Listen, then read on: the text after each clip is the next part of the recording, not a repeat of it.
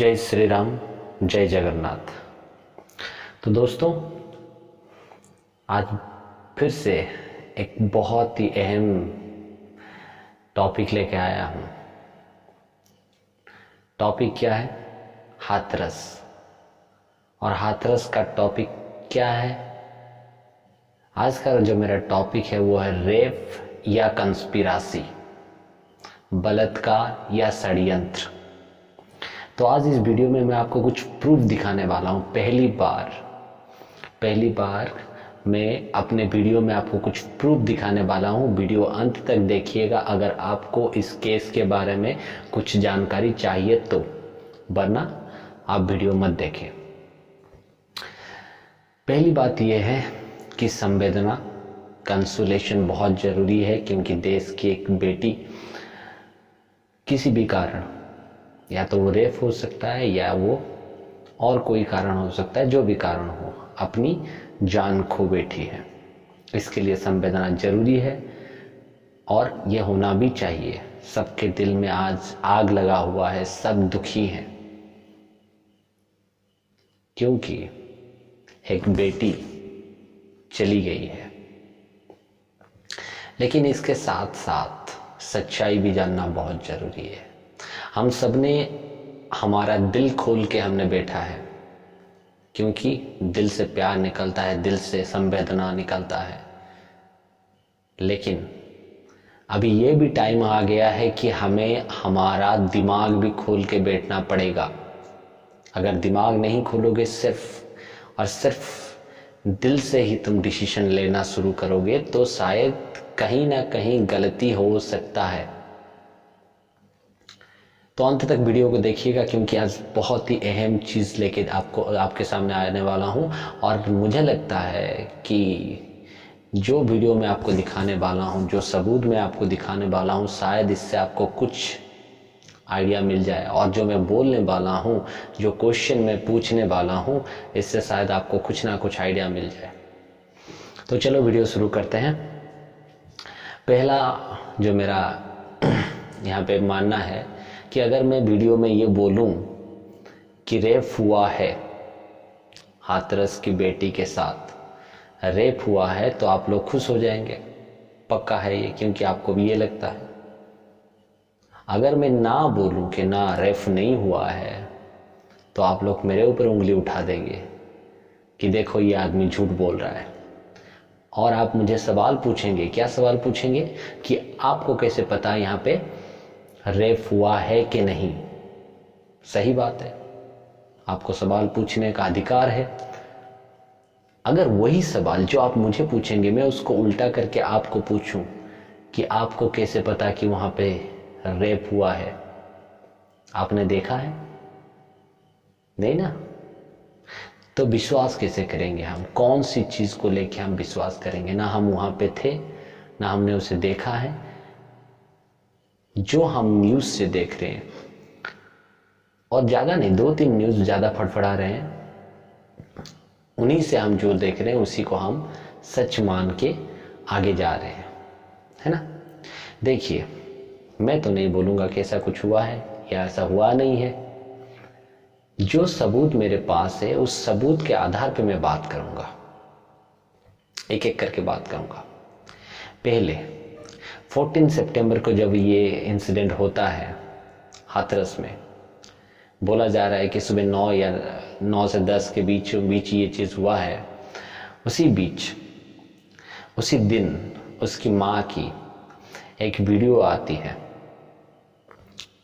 आती है जिसमें वो खुद बता रही है कि देखो कुछ हुआ ही नहीं था, कुछ नहीं हुआ था। वो लड़का संदीप नाम का, जो आके मेरी बेटी को गला दबा दिया, शायद रस्सी से या किसी से।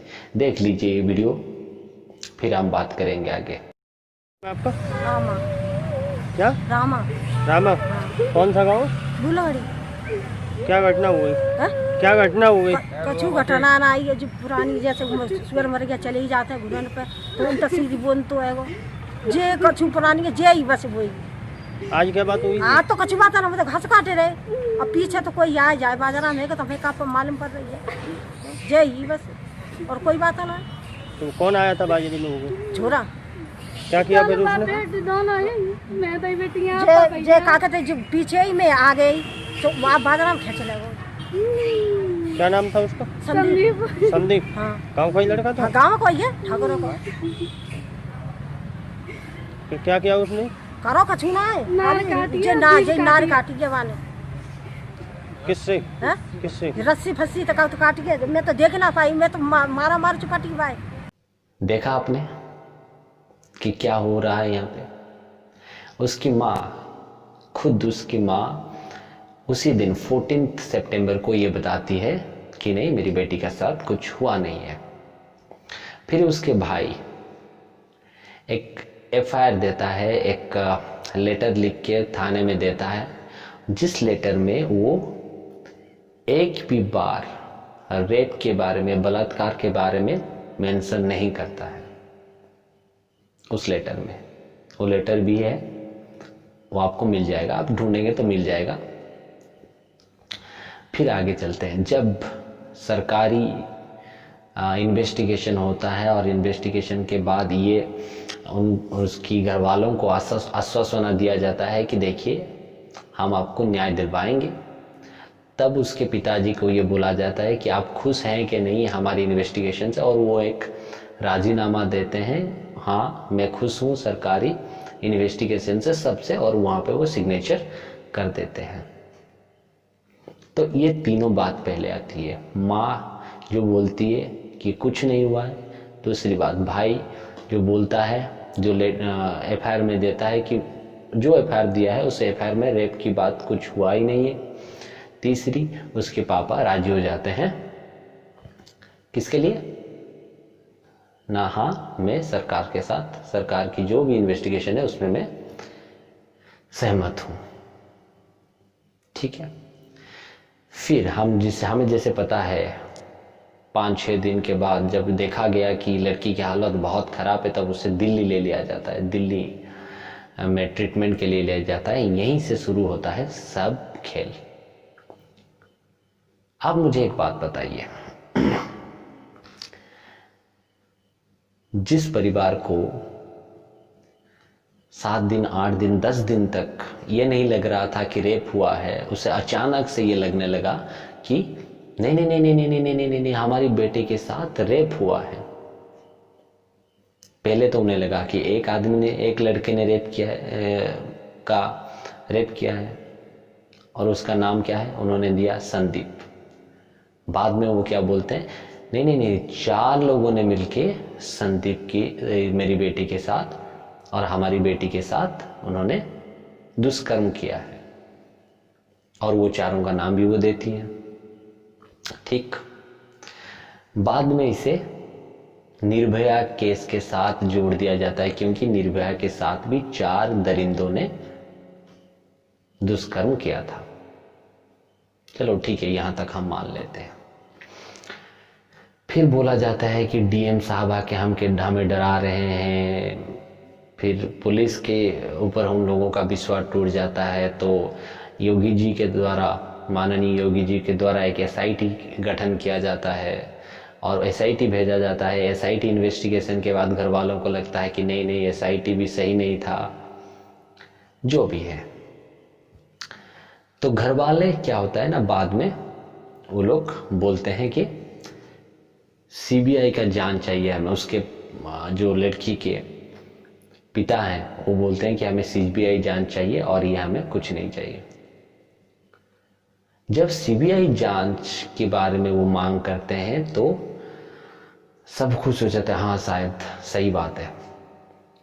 फिर जब योगी जी ये डिक्लेयर करते हैं कि हाँ इस केस का अब सीबीआई इन्वेस्टिगेशन होगा, तब परिवार की तरफ से इमीडिएट स्टेटमेंट आता है, नहीं नहीं नहीं नहीं हमें सीबीआई इंक्वायरी नहीं चाहिए।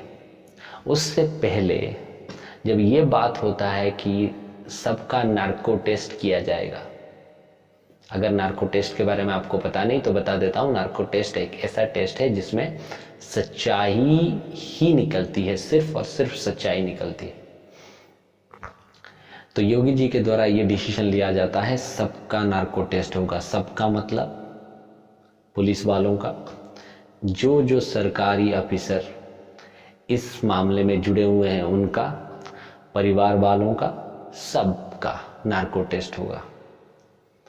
तब परिवार घबरा जाता है और बोलता है नहीं नहीं नहीं नहीं नहीं नहीं, नार्को टेस्ट क्यों होगा, हम तो सच बोल रहे हैं। देखिए, दो चीजें यहाँ पे। पहले मैंने बताया कि इस केस को निर्भया के साथ कंपेयर किया जा रहा है। हो ही नहीं सकता, क्योंकि निर्भया के केस में उसकी माँ जो 8 साल तक लड़ती रही निर्भया केस, वो तो पहले से राजी हो गई थी कि हाँ हम नार्को टेस्ट के लिए तैयार हैं। लेकिन यहाँ पे तो वो नहीं हो रहा है। ठीक है, नार्को टेस्ट के लिए घर वाले तैयार नहीं होते, सीबीआई इंक्वायरी के लिए तैयार नहीं होते। पहली बार ऐसा एक केस देखने को मिल रहा है पूरे भारत में। आजकल तो ऐसा भी दौर चल रहा है, अगर किसी के घर में थोड़ा चोरी भी हो जाए तो वो बोल रहा है कि मुझे सीबीआई इंक्वायरी चाहिए। यहाँ पे तो रेप हुआ है। अगर घर वालों को न्याय चाहिए, घर वालों के हिसाब से कि वो बोल रहे हैं हमें न्याय चाहिए, ठीक है, न्याय मिलेगा आपको। लेकिन आपको पुलिस का इन्वेस्टिगेशन नहीं चाहिए, एसआईटी का इन्वेस्टिगेशन नहीं चाहिए, नार्को टेस्ट नहीं चाहिए, सीबीआई इंक्वायरी नहीं चाहिए, तो कैसे होगा न्याय। वो बोल रहे हैं, उनका ये डिमांड है कि सुप्रीम कोर्ट के किसी जज के निगरानी में ये इन्वेस्टिगेशन होना चाहिए। अरे सुप्रीम कोर्ट के जज क्या थोड़ी ना खुद आके इन्वेस्टिगेट करेंगे, या तो वो किसी सेंट्रल एजेंसी को भेजेंगे, या तो अपने अंडर में एक कमिटी बिठा के एसआईटी गठन करके वो इन्वेस्टिगेट करेंगे। तो सेंट्रल एजेंसी मतलब सीबीआई तो आएगा ही, एक ही बात है। चलो, यहां तक हम परिवार वालों के बारे में बात कर रहे थे। अब आ जाते हैं राजनीति के बारे में। जो पप्पू और पप्पी दोनों जाके ये वहां पे जो एक ड्रामा चला रहे हैं, एक ड्रामा का हीरो है और दूसरा ड्रामा का हीरोइन है, क्वीन है। एक प्रिंस है, दूसरा क्वीन है। ये बोलते हैं हम संवेदनशील, हम परिवार से मिलना चाहते हैं, हम परिवार से ये बोलना चाहते हैं, परिवार को आश्वासन देना चाहते हैं। वो तकलीफ में है, जो हम करते हैं वो तो वीडियो आपने देखा होगा कि वो कैसे गाड़ी में हंस हंस के जा रहे हैं। चलो, वो मुझे कोई फर्क नहीं पड़ता उसमें क्या होता है। वही कांग्रेस, क्या इन्हें ये नहीं दिखाई देता कि उसी यूपी में बलरामपुर में भी एक रेप केस हुआ है। 2 लड़के मिलके एक लड़की को रेप कर देते हैं। अगर आप यूपी जा ही रहे हैं तो थोड़ा बलरामपुर भी चले जाते। चलो ठीक है, राजस्थान में जहां पे कांग्रेस का सरकार है, वहां पे हर आए दिन 6 से 7 रेप केस होता है। 2019 के क्राइम रेट के हिसाब से राजस्थान भारत में नंबर 1 स्टेट है रेप केस में। और वहां पे भी अभी रिसेंटली रेप हुआ है अजमेर में, वहां पे भी चले जाते हैं। नहीं, वहां नहीं जाएंगे। बलरामपुर क्यों नहीं जाएंगे? क्योंकि बलरामपुर में 2 जो आरोपी हैं वो मुस्लिम हैं। अजमेर क्यों नहीं जाएंगे? अजमेर में हमारा सरकार है, हम तो बदनाम हो जाएंगे। ये है इन लोगों का संवेदना। और आप तो वीडियो आपने देखा होगा अच्छे से, कैसे जानबूझ के गिर रहे हैं। कोई उनको धक्का नहीं मारा है, खुद गिर रहे हैं और बोल रहे हैं कि पुलिस ने हमें धक्का मुक्की की। ये फोटो देखिए, कौन किसको धक्का दे रहा है। चलो, यहाँ पे राजनीति के बारे में ज्यादा बात नहीं करेंगे, सबको पता चल रहा है कि क्या हो रहा है और आगे पता भी चलेगा। हाँ, और एक चीज यहाँ पे बता देता हूँ। पहले तो लोगों ने ये चिल्लाया, क्या चिल्लाया ना, लड़की के साथ रेप किया गया, फिर उसकी जुबान काट दी गई, फिर उसकी रीढ़ के हड्डी तोड़ दिया गया। लेकिन धीरे धीरे धीरे धीरे आजकल आप कहीं किसी भी न्यूज चैनल में ये नहीं देखेंगे कि लड़की की जुबान काट दी गई थी, लड़की की हड्डी तोड़ दी गई थी। ये कुछ नहीं दिखाएंगे न्यूज चैनल वाले आजकल, क्योंकि पता चल रहा है कि ये सब झूठे हैं, झूठे थे। चलो, अभी थोड़ा पॉलिटिक्स से हट के न्यूज़ चैनल पे आ जाते हैं। 2 या 3 या 4 ऐसे न्यूज़ चैनल हैं, बहुत सारे न्यूज़ चैनल इंडिया में हैं, उनमें से सिर्फ 3 या 4 आज तक, ABP news, India TV, news 24 या समथिंग, ये चारों एक तरह का ड्रामा बना के रखा है इन लोगों ने। हमें जाने नहीं दे रहे हैं, वो जाके माइक लगा के जो ऑफिसर हैं वहाँ पे ड्यूटी में उनको बार बार पूछ रहे हैं क्यों आप नहीं हमें जाने देंगे, क्या छुपा रहे हैं। अरे आप क्या छुपा रहे हैं वो तो बताओ।